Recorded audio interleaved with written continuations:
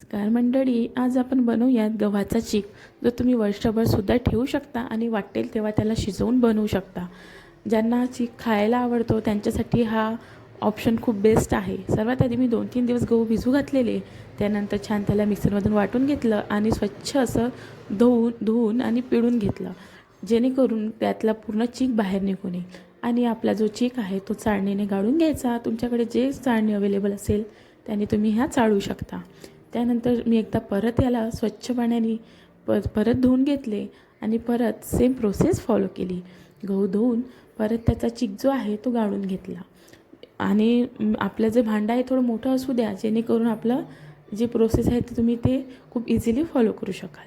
त्यानंतर same process follow झाल्यानंतर हा चीक मी एक मोठ्या भांड्यात काढून घेते आणि याला स्टेबल होण्यासाठी 1 दिवस ठेवते.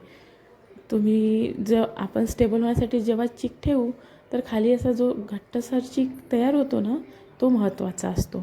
त्यानंतर हे वरचं पाणी तुम्ही झारू शकता जर तुम्ही याच्या कुरडया वगैरे बनवत असाल तर.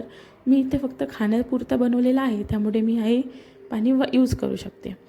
त्यानंतर तुम्ही बघा, हा चीक मी उन्हात वाळू घालेल आणि हाच जो चीक आहे जे मी तुम्हाला सांगितलेलं, हा तुम्ही वर्षभर खाऊ शकता. त्यानंतर हा आता मी बनवत आहे थोडासा चीक. तुम्ही बघू शकता पाणी गरम झालेलं आहे, त्यात थोडं मीठ टाकलं आणि आपला चीक टाकला. छान मिक्स करून घ्यायचं आणि शिजवू द्यायचं. आता आपला चीक शिजला केव्हा हे तुम्हाला कसं माहीत करायचं असेल तर थोड्याशा पाण्यात चीक टाकून बघायचा. जर तो वरती आला म्हणजे आपला चीक तयार आहे. जर तो पाण्यात बुडाशी गेला म्हणजे तो सध्या कच्चा आहे, तर परत शिजवायचा. अशी आहे आपल्या चिकाची प्रोसेस. जो उन्हात वाळू घातलेला चीक आहे तुम्ही आज स्टोअर करू शकता वर्षभरसुद्धा. फक्त याला छान 2-4 दिवस कोरडी पावडर तयार होईल या प्रोसेसपर्यंत याला छान ऊन द्यायचं.